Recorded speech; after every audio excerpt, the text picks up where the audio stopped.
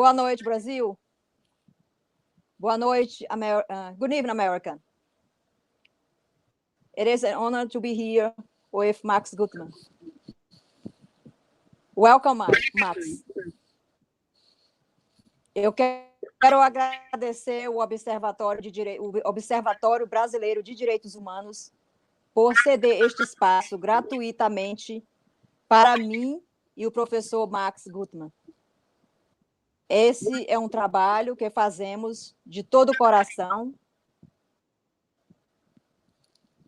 e já não tenho nem palavras para dizer, desde que conheci o Observatório Brasileiro de Direitos Humanos, venho trabalhando com eles, com o doutor Marcelo, Henrique, com o Max e todos os seus colegas lá no Brasil, tentando trazer um pouco de apoio e ajuda para muitos brasileiros que sofrem de doença da saúde mental. Então, o Max é meu convidado especial.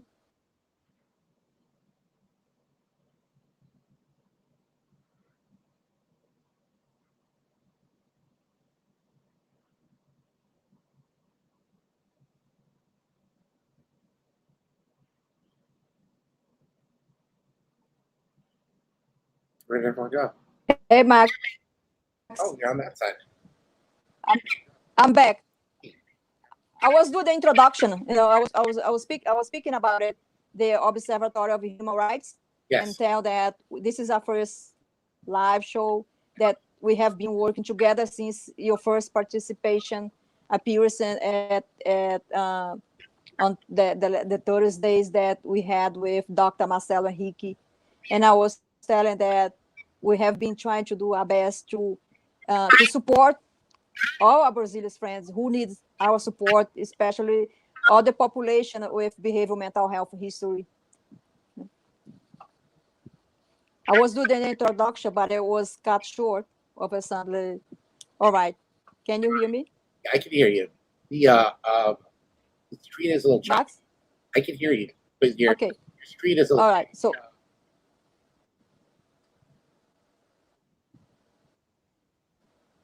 can you hear me?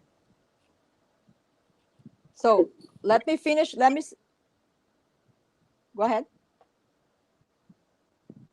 So let me finish the introduction because it had some technical issues. So, como eu estava dizendo, é um prazer, é uma honra estar aqui. É uma honra fazer parte do Observatório Brasileiro de Direitos Humanos.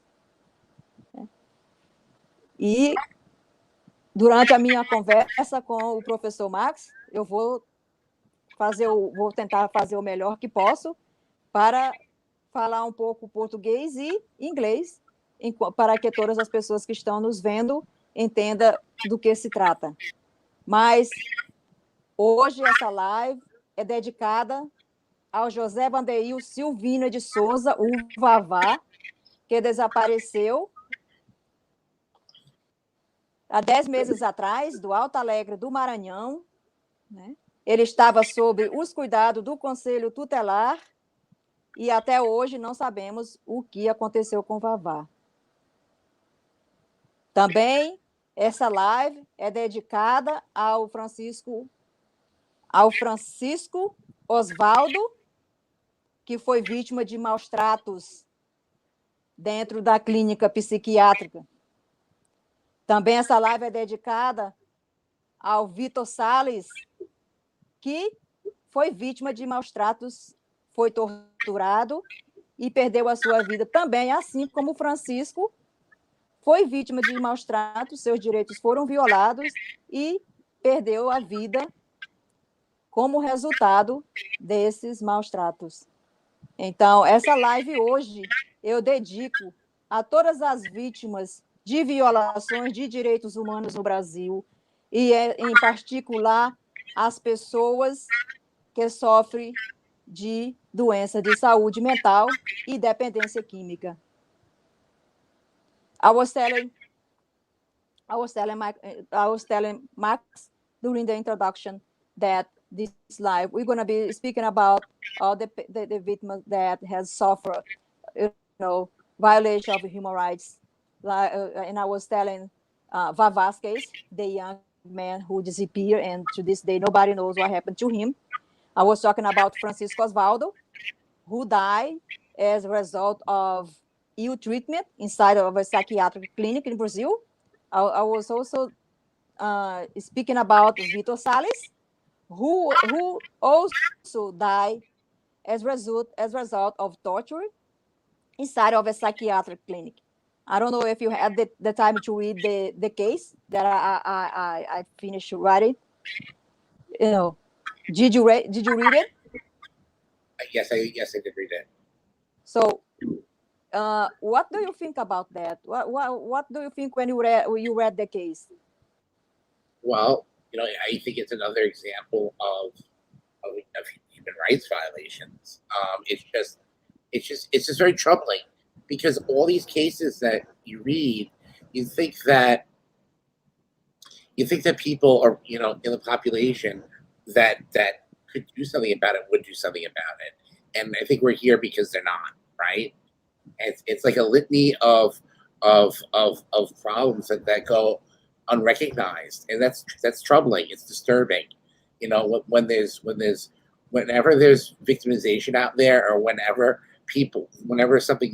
there's wrongdoing, and people sit idly by and almost are complicit in not doing.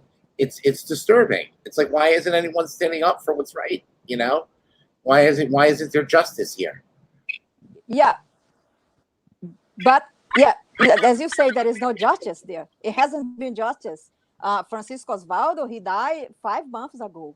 Vitor Salles, it's been 5 years, and there has not been justice yet. Justice hasn't been served. So, eu estou falando para o Max que sobre o caso do Vavá, sobre o caso do Francisco Osvaldo, sobre o caso do Vitor Salles. Então, o Max me está dizendo que tem alguma coisa errada, porque é que não tem justiça no caso dessas mortes. Por que a justiça ainda não agiu? Né? Ele está falando que tem muito errado isso. Como é que uma pessoa perde a vida dentro do resultado de tortura e até agora ninguém fez nada? Né? Como é que uma pessoa como o Vavá, um rapaz de 17 anos, desaparece dentro de uma zona rural e ninguém fala nada, ninguém diz nada até agora? Então tem alguma coisa muito errada aí. Há uma violação grave de direitos humanos. Go ahead, Max. I will just explain it and do the translation. Yeah, you were saying that. Yeah. There's just no justice, and time marches on, right? And I think when we were talking last week, I remember we were talking about like the philosophy of why things happen, and yes, things they do, and how to survive in that. And I think we really need to start thinking about, well, now that we know why things happen and why some things don't happen, what do we do? How can justice be served? I mean, like, because like there comes a point where it's like, well, we can't bring people back, right, from the dead. Yeah, you can't bring people back from the dead. Right. So what do you do? How do you honor their memory, and how do you make sure these things don't happen again on a practical level? Okay. And on a level of implementing that in the country and making sure that people are treated the right way. That's, I guess, my question, right? Yeah. All right. So what I'm gonna tell is that there's a huge difference about justice to be served. It is a huge difference about have your rights respected. So right now in Brazil, the rights of people with behavioral mental health, people with due diagnosis, they are treated like second-class citizens. Or better say, they are marginalized. They are treated like animals.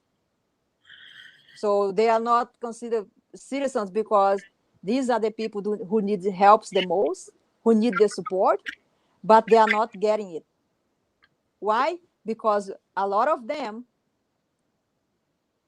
have a history of poverty, come from a low income families. So let me try to explain to speak in Português. So Max estava falando que tem muitas perguntas nisso. Cadê a justiça, né? Por que a justiça até agora não agiu? Até quando tem que esperar? Já faz 5 anos, já faz 5 anos que o Vitor faleceu, faz 5 meses que o Francisco, né, faleceu e não houve justiça, faz 10 meses que o Vavá, o José Vandeir, o Silvino de Souza, desapareceu e a justiça brasileira não está agindo, não está fazendo nada. Então, ele está perguntando quando é que a justiça vai agir? Quando a justiça age? Por que não fizeram nada ainda? Então, eu expliquei para ele, foi que no Brasil, as pessoas com deficiência, que sofrem de saúde mental ou dependência química, e aquelas também que vêm de uma classe social menos favorecidas, agora, principalmente agora nesse tempo de tribulação no país, as pessoas que têm estas condições psiquiátricas e psicológicas, elas são marginalizadas, elas são tratadas como animais, como já vimos em vários blogs e redes sociais, que no Brasil já encontraram até pessoas trancadas dentro de pequenas gaiolas. Então, estão tratando as pessoas como animais. Por quê? Porque elas têm uma deficiência, porque elas sofrem de saúde mental, sofrem de uma esquizofrenia, sofrem de dependência química. Dependência química é uma doença que precisa ser tratada. Deficiência mental, pessoa que sofre de deficiência de saúde mental, precisa de tratamento, não é de punimento. Então, era isso que o professor Max estava falando. Quando é que a justiça vai agir? Por que a justiça ainda não agiu nesses casos horrorosos? Né? Por que o Vitor Salles ainda não houve justiça no caso dele? Por que não houve justiça no caso do Francisco? Por que ainda não houve justiça no caso do Vavá?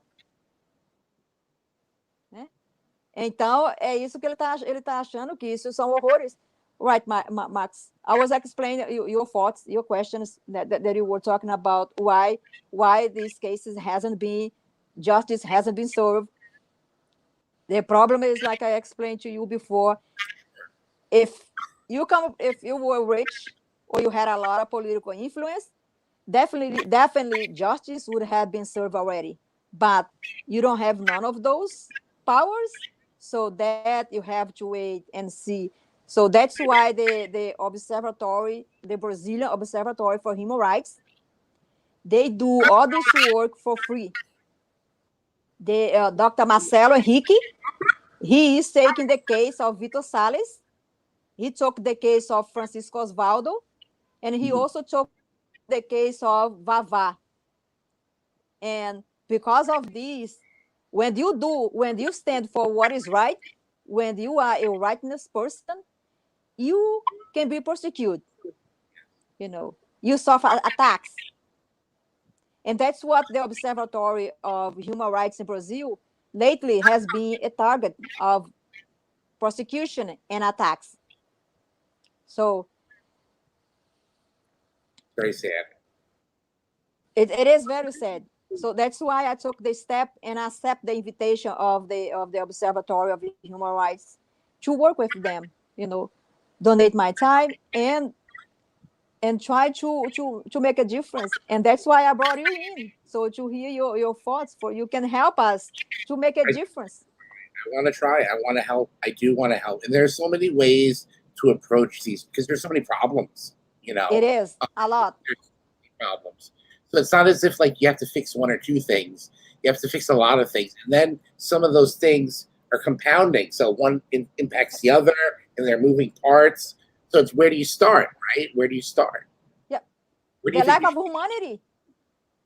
I think we are already doing it, what we're doing right now, you are talking, and I'm sure that there are people out there that they are listening, they hear what we are saying, you know. So Max está perguntando que tem tantos problemas nesses problemas no Brasil, são tantas coisas, são tantos fatores, como o desaparecimento do Vavá, um menor de 17 anos com deficiência, a morte do Francisco Osvaldo, a morte do Vitor, são tantos os problemas. Ele estava perguntando como é que a gente conserta isso, como que a gente pode começar a consertar uma coisa depois da outra. Então, eu falei para ele que para começar a resolver esses problemas, precisamos primeiro, né, falar sobre humanidade, falar sobre compaixão, falar sobre decência, né? É o que está faltando, porque quem tem compaixão e decência não faz isso com um ser humano. You know, Max, I was...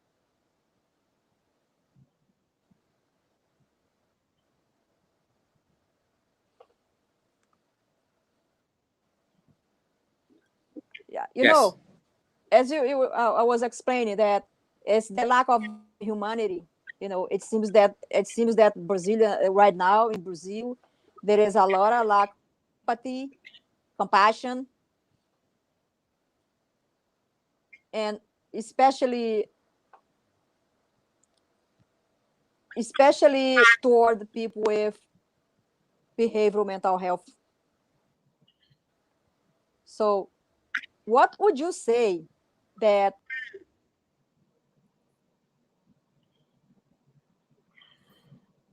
I'm listening.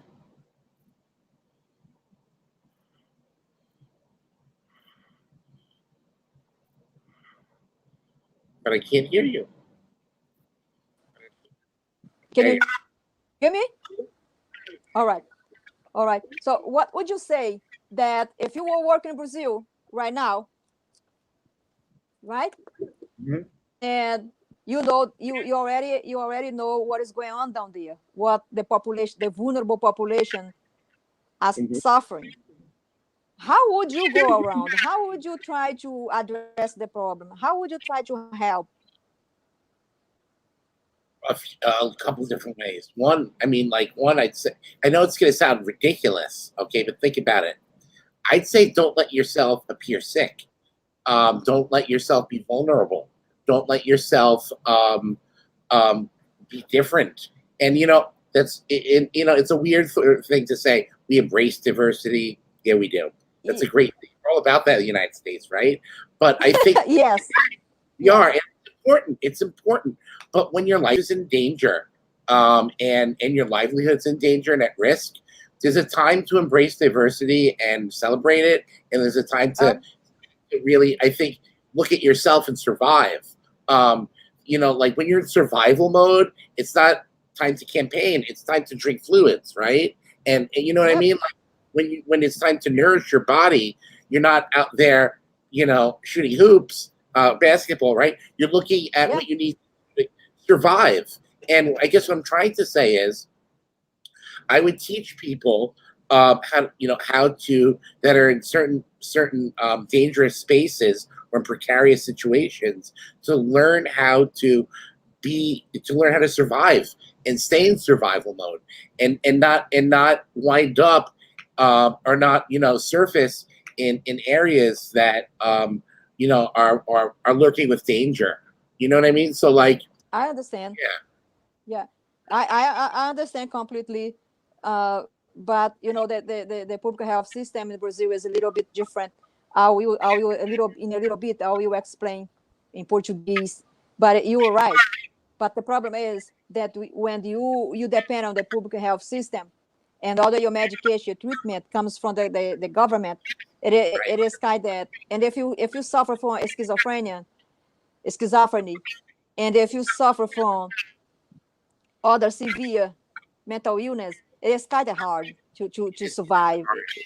Hard. And I was thinking more in preventative mode and before total collapse and demise, because there's a time when you collect your meds and plan for the month, and there's a time when you're in bed and you can't get out of bed, right? Exactly. And Yes. so, like, people that can't get out of bed, they're not going to be able to do certain things that other folks can do while they're still healthy. So, like, and it's interesting because, like, as a person with schizophrenia, while we have a good system here, I myself are in at times when I don't have a helper because I'm at a point in the month where I'm tired. I have no one to communicate with but rely on my own person. And exactly. For example, here I'm in my room here, right? You can't see it. Tray here next to my bed. Yes. When I bring me fluids and liquids, I keep them next to me because I know that, or I keep my meds next to me. Little tricks to understand. Where when you can't get something, retrieve it, know to have it on you, or know to ask certain questions ahead of time before it gets to the point where you're dependent on someone. And when you are dependent, know how to interact with that person where they won't feel threatened. Because a lot of people that aren't well, they interact in ways that are threatening. They don't mean to, but they're perceived that way. So people need to be how to interact in ways where staff doesn't feel threatened, where people won't feel like they have to attack back. You know what I mean? So if you learn well, it's easier. All right, so Max, eu perguntei para ele se ele estivesse trabalhando no Brasil como assistente social, como terapista, como terapeuta, né? Que ele tem clientes, ele trata pessoas com deficiência de saúde mental. Então eu perguntei para ele se ele estivesse no Brasil, como que ele faria, como que ele agiria para poder ajudar as pessoas dos grupos vulneráveis que sofrem dessas condições psiquiátricas e psicológicas. Eu nunca tinha pensado nisso, no que ele falou.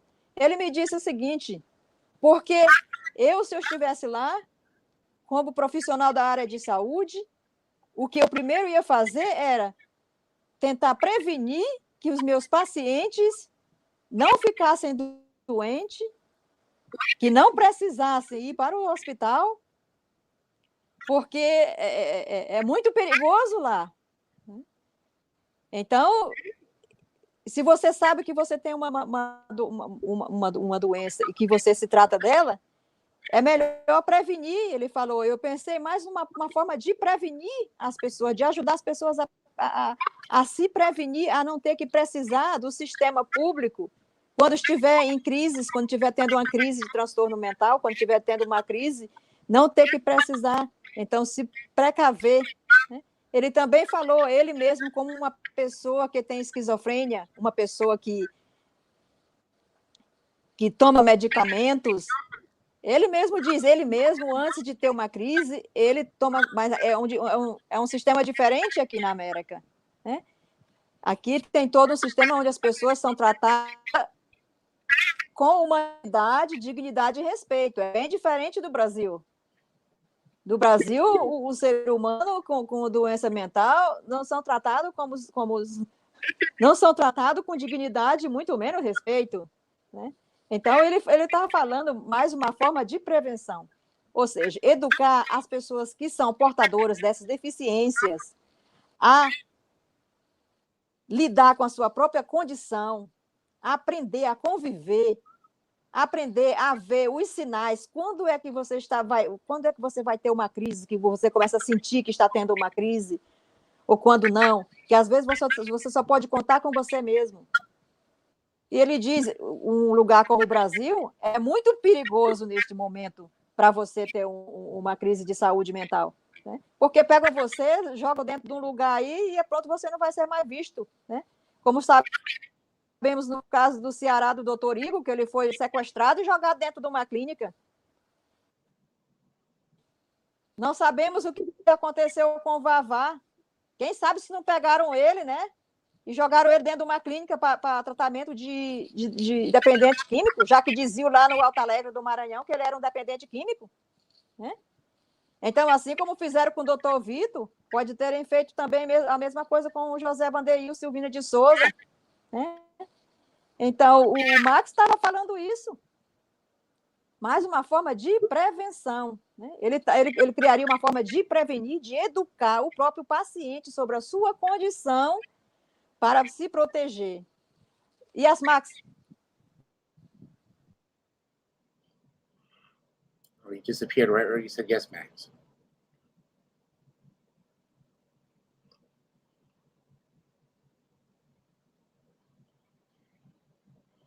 I do see you. So you were saying that I never thought about that, but you know what? That I think that it would be like the first step. Educated the person about their own condition. Absolutely. And how. And how to. It's weird because you don't. It's hard because it's not easy to be taught because there's not a lot of people to teach it. I think not a lot of people come back after surviving psychosis and surviving schizophrenia. Yes. When you're in it, there's a way of navigating it very differently than it's a different. When you're in the midst of psychosis, it's not as if life is the way it has been. It's very different circumstance. Your mind is working differently, and the environment appears differently. So you have to say to yourself, you have to learn how to function in that, and it's, yeah, you have to.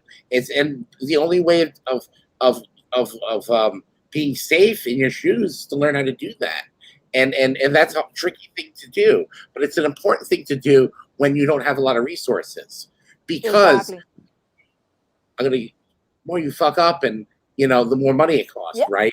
And the more problems that there are. So if you're smart and know what you're doing ahead of time, you'll use less resources. Yeah, especially it's it depends where you come from. Like in Brazil, the problem is depend with like the poorest state in the country. It is more dehumanized. They dehumanize more people with behavioral mental health history. See the case of Vava, the case of Francisco Osvaldo, the case of Vitor Salles. Did you know that there is a question in there? There are rumors that Vitor Salles was killed because he was gay. I wouldn't be shocked. Who would do that though? Like, would it be like, would it be, and why? And you have to wonder, what about being gay when you're sick makes it more threatening to other people than when you're well? I don't know. His sister asked me the question. She was like, do you think that he was killed because he was gay? Because the psychiatrist where he was committed told my mother, oh, but he was gay and he had HIV. When the mother went there and he said, my son did not deserve to die that way.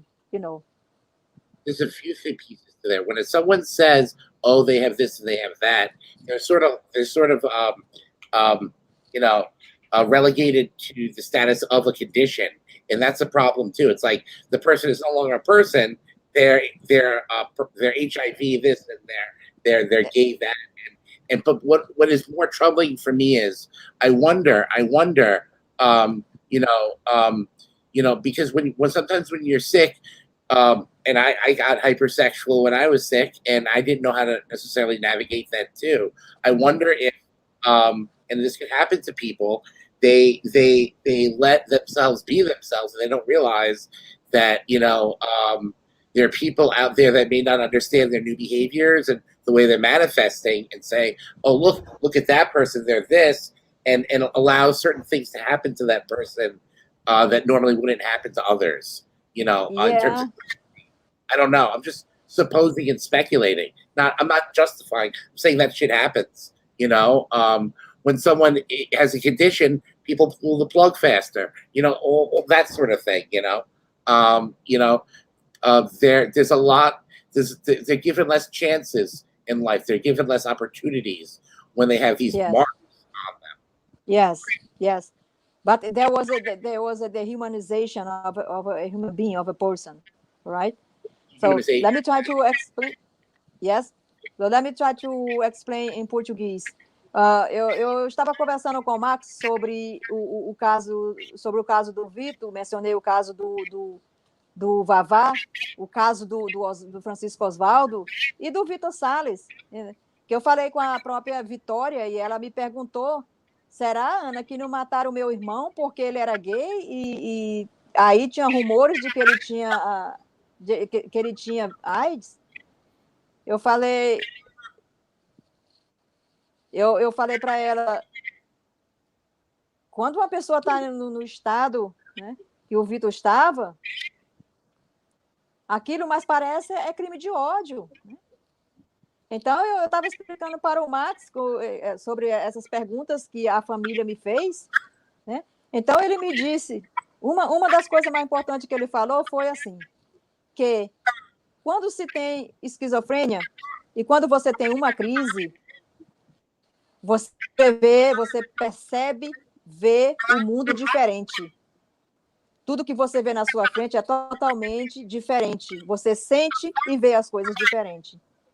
Quando você está ao seu normal, é como se fosse uma outra personalidade. Então, ele diz, como no caso do Brasil, as pessoas com deficiência, com essas condições, têm que tomar muito cuidado e têm que começar a entender, a estudar e a compreender a sua própria condição psicológica e psiquiatra para poder não sofrer abusos como estas vítimas sofreram. Então, quando falei do Vitor Salles, né, como há especulações, a sua própria irmã, Vitória Salles, me falou isso, que talvez mataram ele porque ele era gay, eu falei, não importa se ele era gay, se ele era um ser humano. Então, Marx estava me explicando que as pessoas têm essa coisa de ficar discriminando a pessoa por ser gay, por ter AIDS, por ser... Então, esse tipo de coisa já está desumanizando o ser humano. Então, veja isso. Já desumaniza o ser humano por ter deficiência mental, já desumaniza o ser humano por ser dependente químico, agora já estão desumanizando a pessoa dentro das clínicas psiquiátricas por ser gay, e agora por ter rumores, porque a irmã do Vitor me falou que nunca entregaram o exame do Vitor se tinha AIDS ou não. Então, o que aconteceu com o Vitor Salles foi um crime monstruoso, o que aconteceu com o Francisco, e também o que está acontecendo no caso do Vavá, são crimes monstruosos que o professor Marx ele diz que às vezes ele não entende por que a justiça brasileira está parada sem fazer nada. Então, I was explaining about the conversation about the Vitor Salles case, and as you saw it was horrible, right? And it's been 5 years, and nothing has happened yet. So, if you were in Brazil right now, and you know now that you know the story of Vitor Salles, you know the story of Vavá, you know the story of Francisco Oswaldo, and you know the story that the community of people with behavioral mental health with due diagnosis are suffering. With all the knowledge you have, all the education and training that you have, Max, what would you do in those places if you work inside of a psychiatric clinic? What would you do to help those individuals? Well, I mean, if I was like working there, I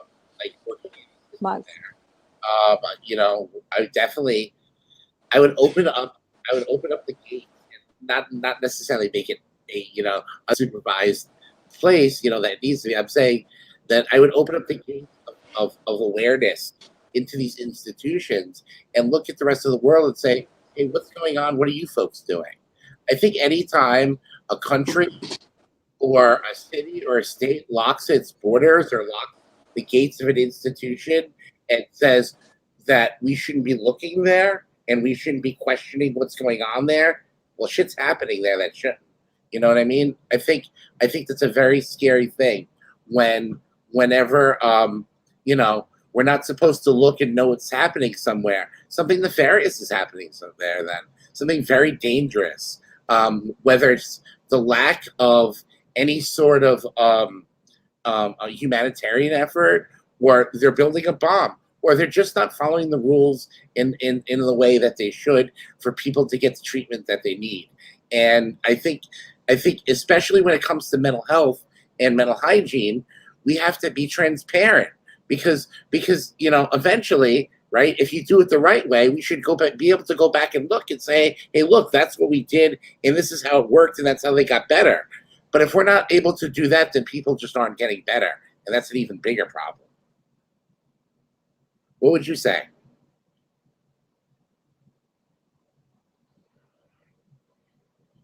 Anna? Stories, people telling me that when they get into these institutions for treatment, they get out even worse. I have heard stories, people telling me the Facebook and telling me through the Instagram, telling me that some, in the case of females, they go for treatment and they get out of there actually pregnant, and they don't even know who their father is. Yeah, no, I mean, it's insane. Whenever a place is locking its doors and closing the windows and saying, don't look at what's happening in here, something very bad is happening there. In the it's world, very wrong. The world needs to challenge that, especially in mental health and healing, where it's all supposed to be documented. There's supposed to be transparency, because if you can't go back and look at how you did it, then obviously you didn't do it the right way, right? There is no transparency there. In this place, it hasn't been transparency. No. It hasn't happened yet.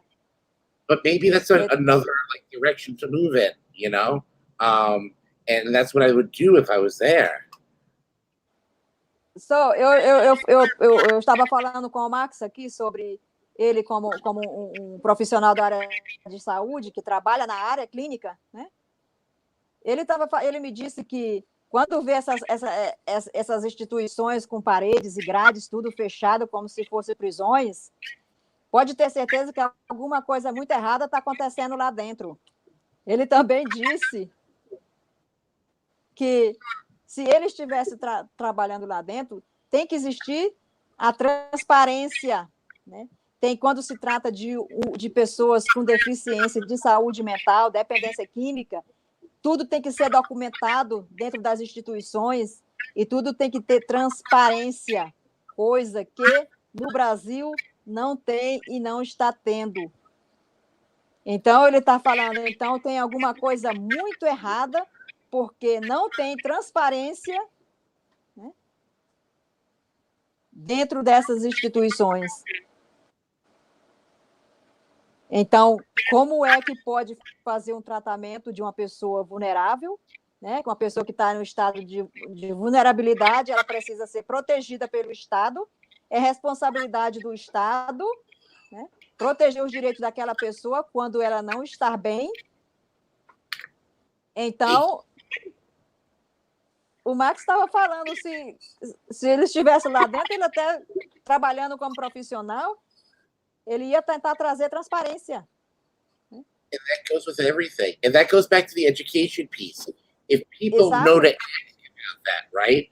If people have money or don't have resources, say, wait a minute, all that's supposed to be written down, or all that's supposed to be documented. It's another way of checking to make sure things happen the way they're supposed to. It's a way of people to protect themselves, asking the right questions.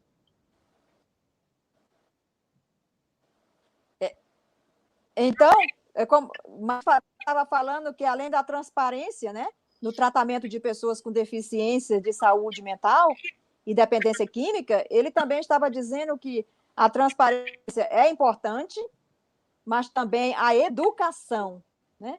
Tem que ter todo um preparo, não somente do profissional da área de saúde, de como tratar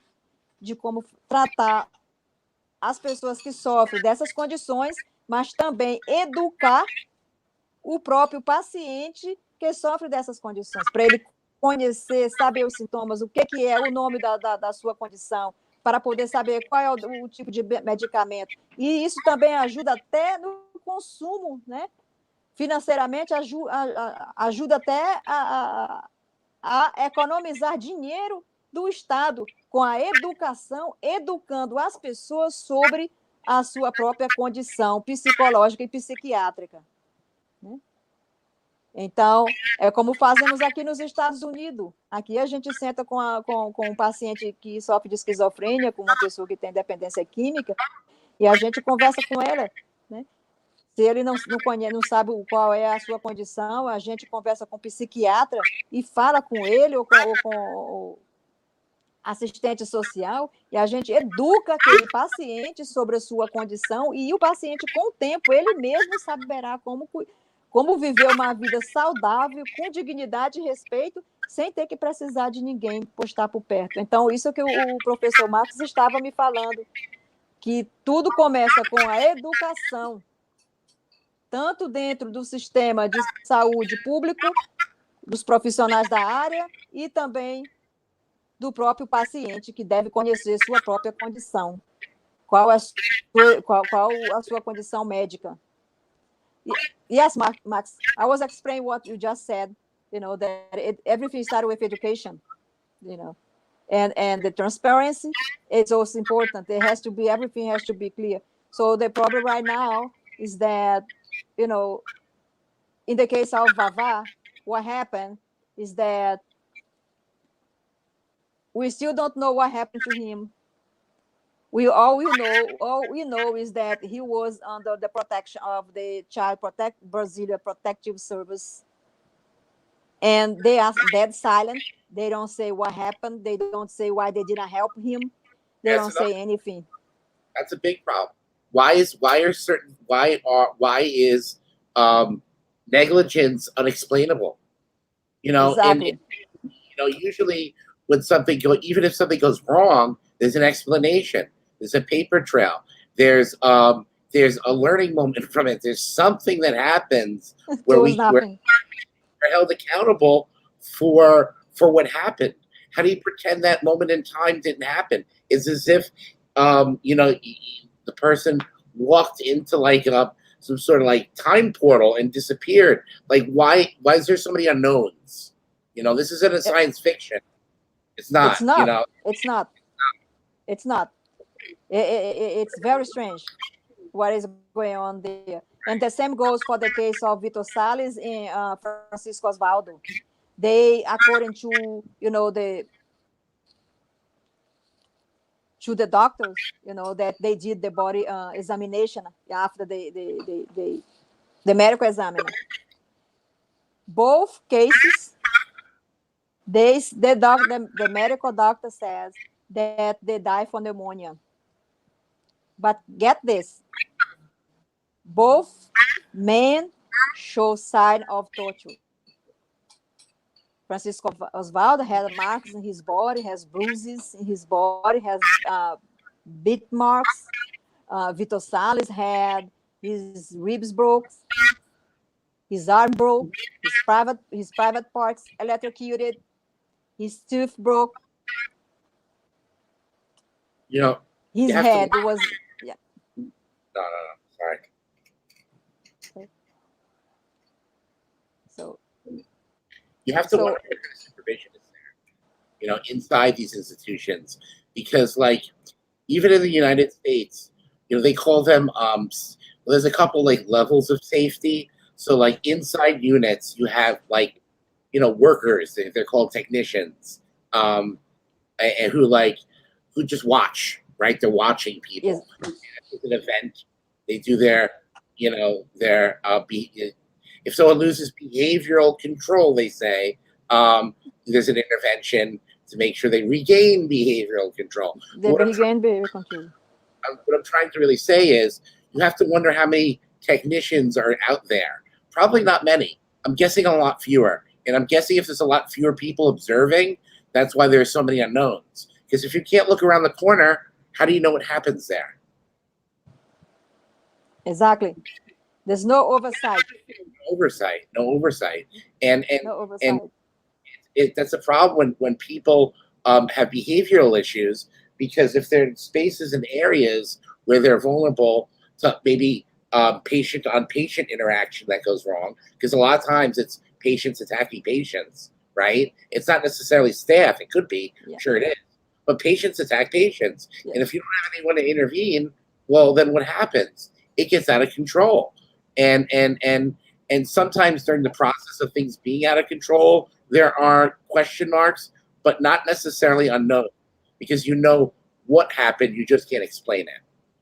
Either way, there needs to be a little bit more, like you say, oversight. Yes, in this case, it's very strange because there was there's no oversight, and all the document says is that the cause of death, it was pneumonia, and and and the body and the body tells different stories. Oh, And yeah. we also it tells different stories. So eu estava conversando aqui com o Max e ele estava falando que em clínicas, especialmente em lugares que fazem tratamento para pessoas com problemas de saúde mentais, deve ter uma supervisão, do Estado, deve ter uma supervisão do município para averiguar se o tratamento está sendo dado, o tratamento dado àquela população, a este grupo, está sendo um tratamento correto, se as pessoas estão sendo tratadas como seres humanos, né? Como aqui nos hospitais aqui de Nova York, ele estava falando, né, que dentro dos hospitais tem pessoas que ficam o dia todo sentado no lugar só olhando o que está acontecendo, né? Né? Como os pacientes, né, interagem um com o outro, e tudo que é feito é documentado. Tem uma supervisão, tem uma como se fala, tem sempre alguém que está vendo se está tudo certo, que se o tratamento é adequado, se as pessoas estão sendo tratadas com respeito, se as pessoas estão recebendo o tratamento que precisam para ficar bem. E ele estava falando que isso é que também está faltando, né? Está faltando uma responsabilidade da parte do Estado, né? Porque parece que as leis não estão sendo respeitadas e está todo mundo fazendo o que eles querem. Então, dentro mesmo dessas instituições, tinha que ter pessoas, supervisores, pessoas que estejam preparadas e treinadas para observar e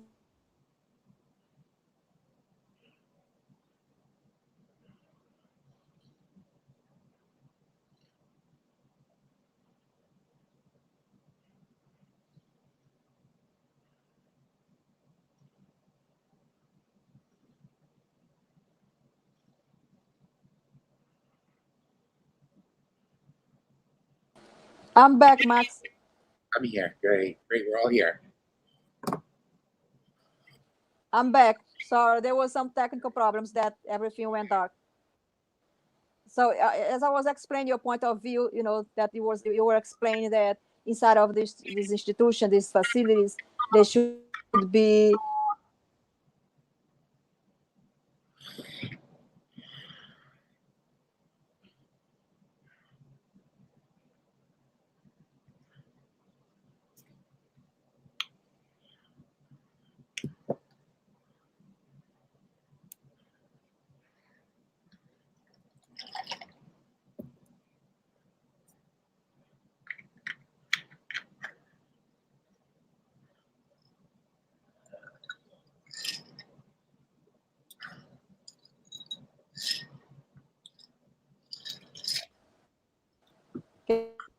Can you hear me? Issues, it's going back and forth. It's getting sometimes it goes off. It goes off. Are you able to see me? I can see you. Hello? It's a little choppy, but I can see you. Can you see me? So, Max? You get a little bit frozen. All right. So as I was explaining all the facts, that our discussion, and I hope that our discussion here, our conversation here, can help open minds, can help other people, especially back in Brazil. They starting seeing that treat people with more humanized, be more human, and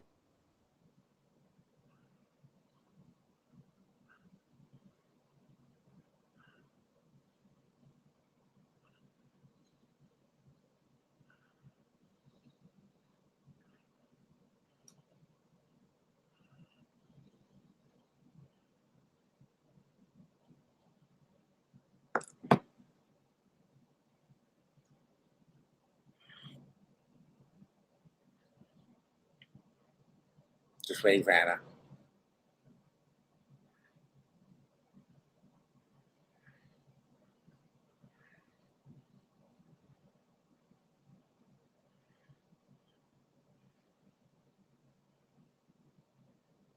So stop the cam for 1 second.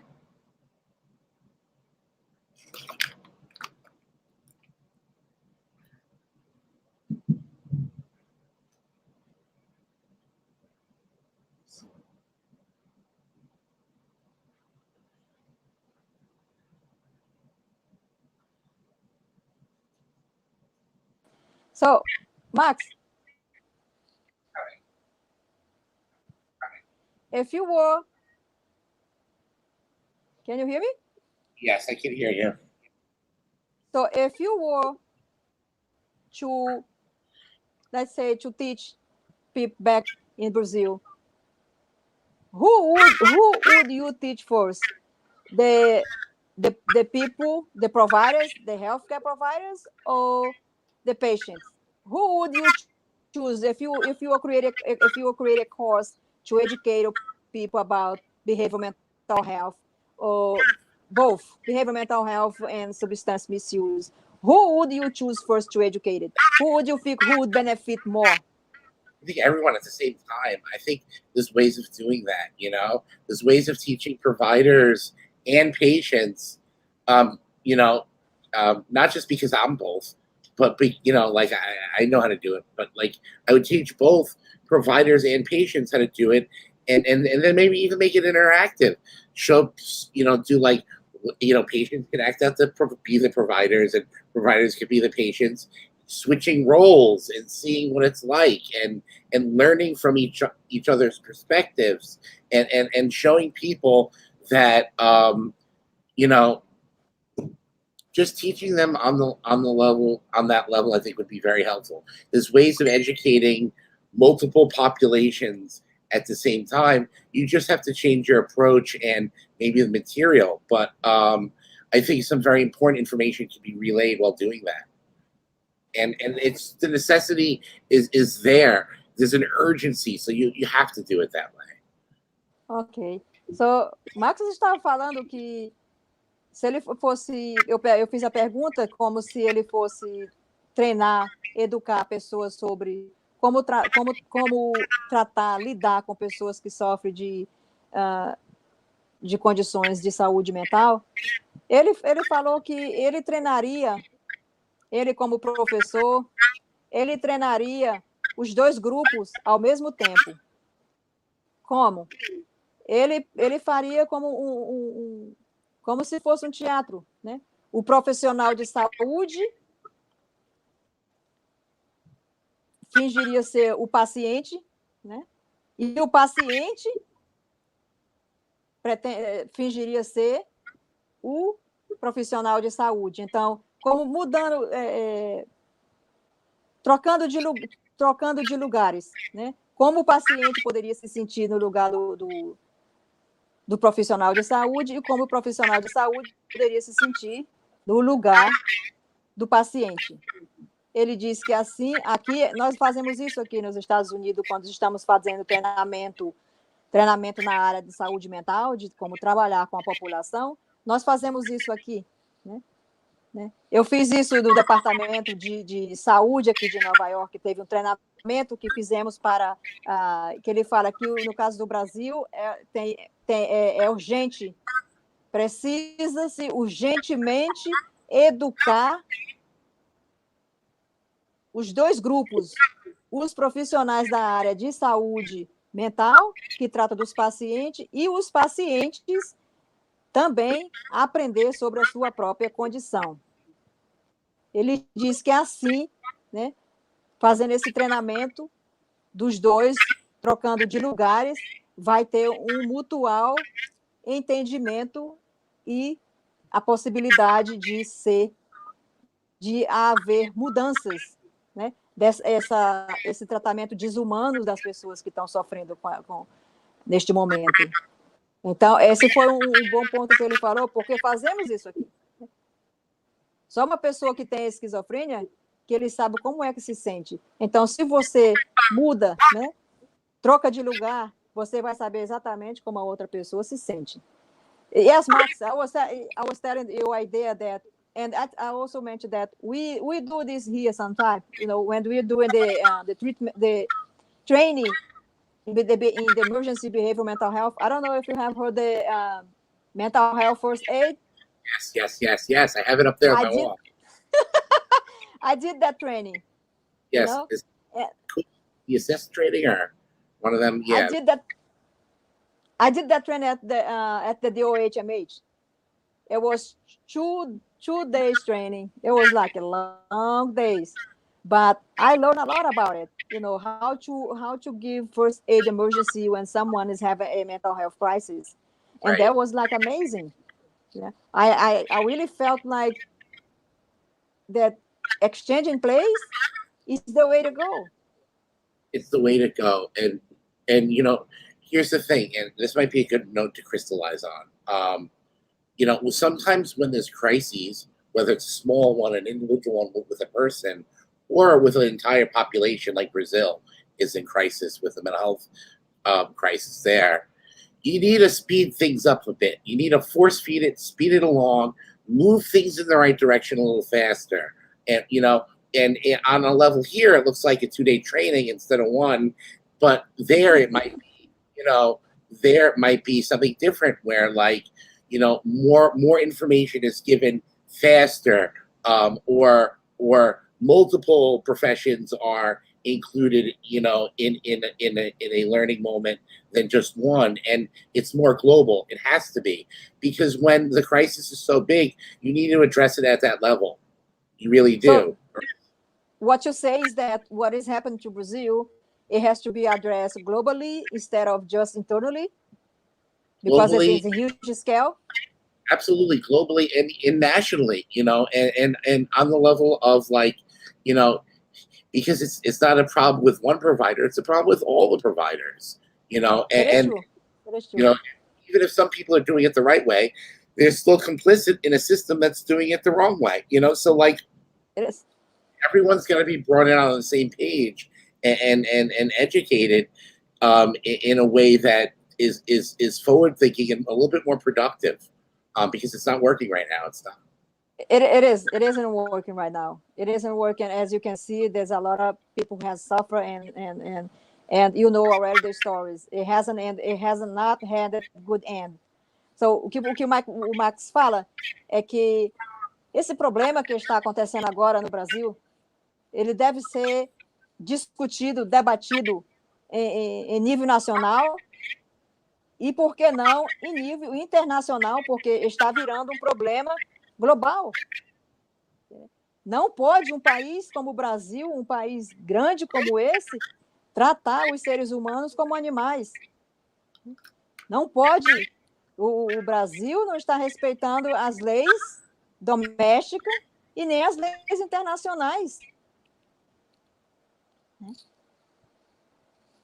Então, ele está falando que o Brasil deve debater isso com urgência. Né? Tem urgência de treinamento, tem urgência para debater isso nacionalmente, internacionalmente, e procurar ajuda e cooperação de outros países, porque esse tipo de violência, de atrocidades cometida contra as pessoas vulneráveis não pode continuar. Então, ele diz que é um problema muito grande, que não pode ficar somente no Brasil. E eu digo, Max, that's why we are talking about right now about all these issues right here. Então, eu estou falando para ele que é por isso que estamos falando agora aqui sobre esses assuntos, porque antes não foram falados, não foram debatidos, né? Que a doença mental no Brasil ainda é um tabu, né? É um tabu que as pessoas não ainda é muito discriminada a pessoa quando fala sobre saúde mental. Então, isso tem que acabar, que, na verdade, no fim do dia, nós somos seres humanos e temos necessidades, e todos nós temos problemas. Né? So I was telling what you said about the global scale, that the issue in Brazil, it must be addressed nationally and globally, because it's too big. No? This is happening all over the country. Absolutely. Human rights has to be addressed at every level of humanity, not just one. You can't throw money at it. You can't do this one thing or another. You have to address it everywhere it's happening, or else there's not going to be a fix.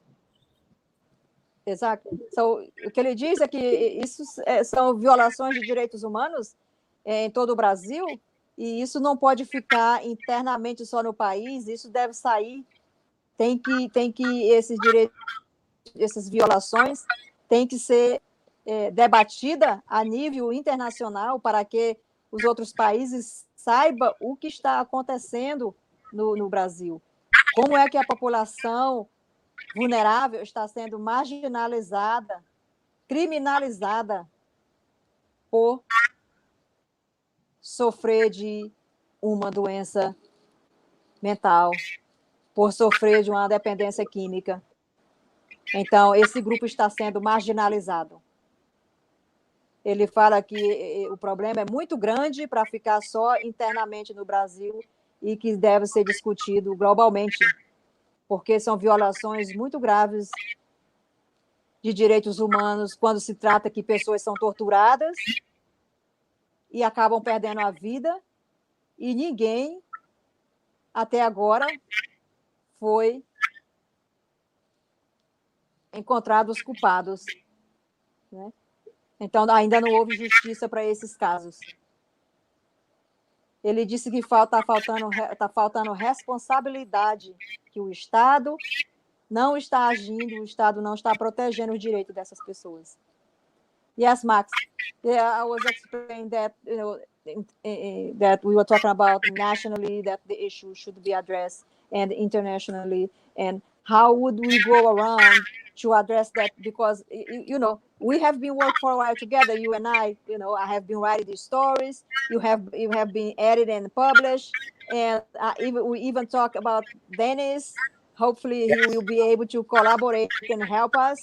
So do you think this is the way to go? Or is there anything else that you can do more? Is there any advice, anything that you can think more, because you have more experience in this field than I do? Do I? No, I don't know. I think, I don't know. I think we have experience with everyone has experience with problems, right? And I think, certain people are better at fixing them and finding solutions than others. Some people are better at connecting other people to those solutions. Maybe they can't fix it, but know someone who can, So I think it's a matter of banding together and really looking around and seeing who could do what, and I think everyone can do something. Exactly. Everyone can do something. So you think that we need to bring more people on board so that they can do a little bit things when, That's how you do it, right? That's how you do it. That's how movements begin, right? And that's how things change. That's how reform is made. Look at us. I'm here and you're here today. Once we already try to make a change, right? Absolutely. We're bringing ideas these ideas out, and we're floating them out there, and we're seeing who thinks what. And maybe some people will speak up, and maybe some people won't. And that'll speak to a whole other set of issues. Why aren't people talking? Because if people aren't talking, it's not necessarily mean that we're not saying the right thing.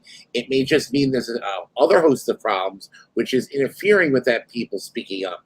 And once you unlock that door, another door opens and another door. And before you know it, you have people together who weren't going to be together unless you hadn't intervened in the first place. And that's what we're doing.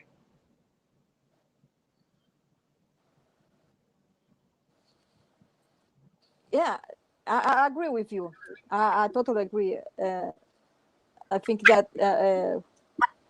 each one of us can do a little bit, little by bit, we can do, and we can start making change. We can start touching how.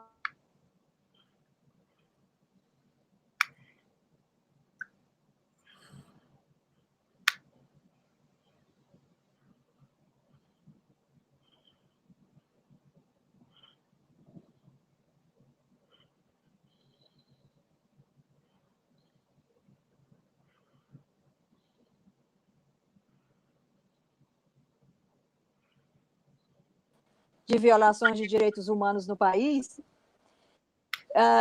precisamos como mobilizar, precisamos trazer mais pessoas para dentro dessa causa justa, né?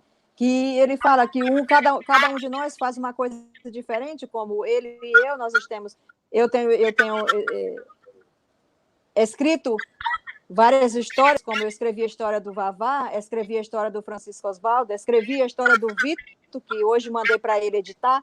Eu escrevo todas essas histórias sobre as vítimas de abusos, de violências, né, de violações de direitos humanos no país. Eu escrevo, eu mando para ele, ele edita e ele publica.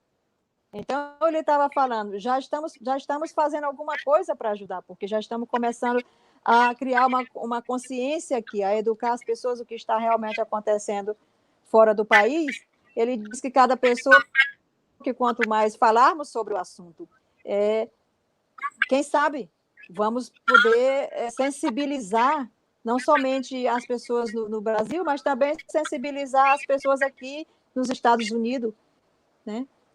Para ver se conseguimos mais apoio a essa causa. E esse trabalho que a gente está fazendo, como eu falei para ele, então, quanto mais a gente falar, quanto mais a gente escrever,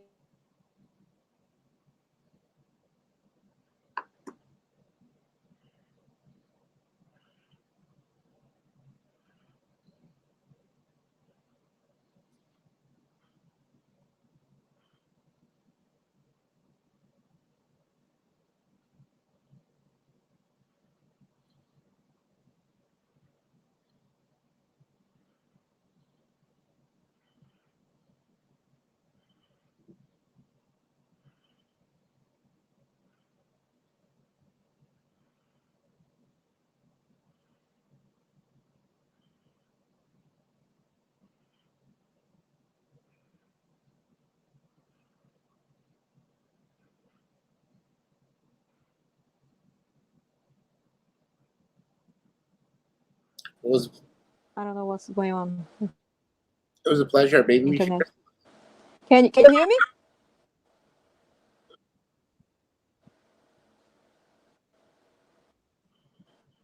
Hey, Max. Hey. We have some technical problems. Can you hear?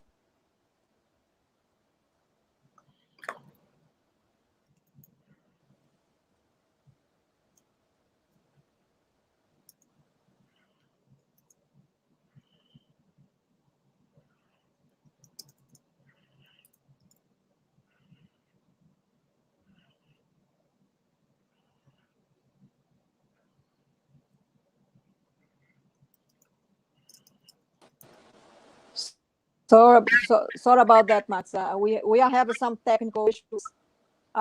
Can you hear me now? Can you see me now? Very well.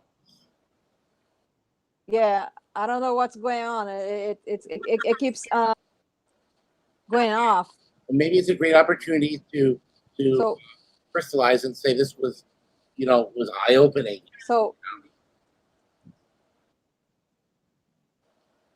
go ahead. No, I can hear you. I think it was eye-opening in the sense that we were really very more solution Can you hear me? today. We looked at actual problems, and we looked at what we could actually do to amend those on a less theoretical level and on a more practical level. Actual tools to give people. And education might be a critical thinking skill. We talked about practical tools within that and how to give those to people and really mobilize the population. So I'm okay. I'm okay with signing off right now and saying we did our due diligence. What do you think, Anna?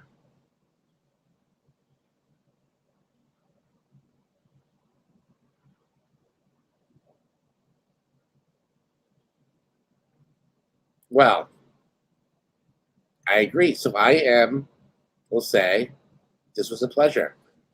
Yeah, yeah. I had I have some I had some technical problems again. Can you hear me? Very well. Can you hear me now?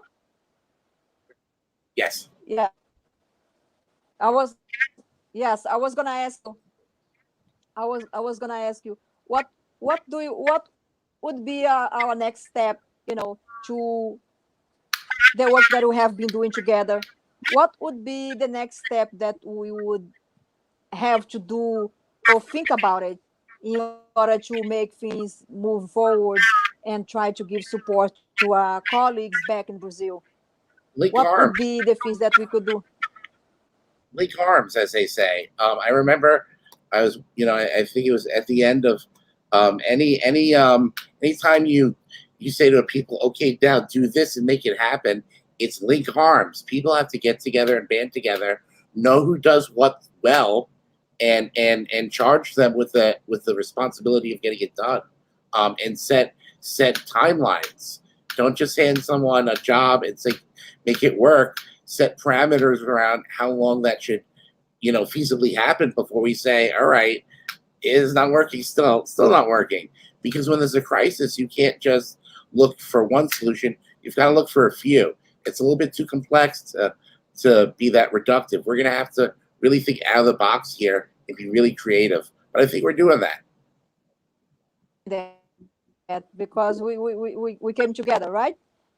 Como o Max fala, que a gente tem que vir, temos que nos unirmos e pensarmos soluções diferentes, o que podemos fazer. Mas ele diz, ao mesmo tempo, que nós já estamos fazendo isso. Só o fato de sentarmos aqui, estarmos falando, mesmo tendo problemas técnicos, nós já estamos fazendo alguma coisa para ajudar os nossos colegas no Brasil. Então, Max, I think it's about time. So we have been doing this. We're going to be continue doing this work. We're not going to stop because there's a lot of work to do. I can only say that I'm grateful for you to be here. I'm grateful that you have been helping us in this cause. You have been adding all that I sent to you. You patiently read it, you patiently edit, and you patiently publish them. Thank you. And it's so I'm very grateful. Once you have me for the long haul. For better or for worse. What would be your last considerations for the end of the live tonight? What would you like to tell to the Brazilian population, to the Brazilian people, and to the American? I would say hold on, American people as well at the same time. That I'd say hold on, be patient, but not too patient, and to say to yourselves, all right, there's change on the way, but don't wait too long because I think once you sit back and say, okay, help is coming, sometimes people become okay with wallowing in the same muck and mess that they've been accustomed to. No, be prepared, and then be prepared to pitch in too, because it's not going to go right the first time. There's something called growing pains. So when stuff does start to happen, be patient that it there's going to be a learning moments and growing pains before things finally get to where they need to be, because it's never just you open a box and move the magic wand. Sometimes you have to, try on a different pant size or two, right? Before you put on the right, walk away with the right pair of jeans at the end of the day, if that makes any sense. Sometimes it doesn't fit at first. You've got to find a better fit. But we'll find a fit, and you folks are going to do it, and make it work for you. And it's such an exciting, empowering thing to see people, grassroots movement, really flourish and take hold. I can't wait. I can't wait. So you think that hope right now is the key? Hope. I think patience, Patience and hope. patience, hope, and then knowing when to jump in, because once that, it's funny, like, remember those old movies where the army would drop off like a parachute full of food to help people. Yes. Once that parachute comes down, you still got to look in and see what inside that box is going to help you survive. That, you know what I mean? And you have to make it work or put something together. There's going to be work ahead. Be prepared to work. But don't worry if it doesn't work out at first, because you got to see what works for you. And that's what this is all about. We have to find something that actually works for you. Works. Oh, all right, I understand. So o que Max fala é que a gente tem que encontrar uma forma que realmente funcione, uma forma que funcione para os dois lados, né? Uma forma que funcione para as instituições, uma fórmula que funcione também para os pacientes, para as pessoas que precisam de tratamentos. E ele diz que isso é só possível se trabalharmos juntos, se unirmos forças e continuar lutando, mas que tem que ter debate, temos que sentarmos e conversarmos e procurar a fórmula certa e correta para podermos. E ele diz ainda mais que pode, a primeira tentativa pode não funcionar, mas a segunda, quem sabe, né? Porque se estamos dentro de um problema, podemos encontrar a solução. Então, quando eu perguntei para ele, né, quais seriam as últimas considerações por esta noite, né, que vamos encerrar a nossa live. Max, I think it was great, even though we had some technical issues. Our conversation, it was amazing. Always delightful. It was really productive. All your great ideas, your insight. Thank you. Thank you for having me. So, it's an honor to have you here. I wanna thank you, the Observatory of Human Rights, the Brazilian Observatory of Human Rights. Eu quero agradecer o Observatório Brasileiros de Direitos Humanos. Quero agradecer essa oportunidade, o Dr. Marcelo Henrique, por ter nos dado esse espaço para mim e o Max, para falarmos sobre uma causa tão importante como essa.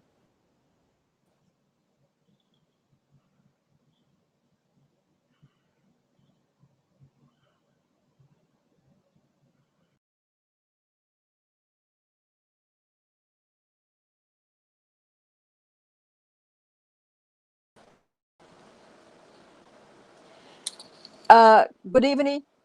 I want to thank you, everyone. I want to thank you, the OBGH, the Brazilian Organization of Human Rights. I want to thank you, Dr. Marcelo Henrique, for this opportunity. And I hope that in the near future, we can do great things. Thank you very much. I appreciate, and I'm very, very grateful. Thank you. And thank you, Max Goodman, for being in the live tonight.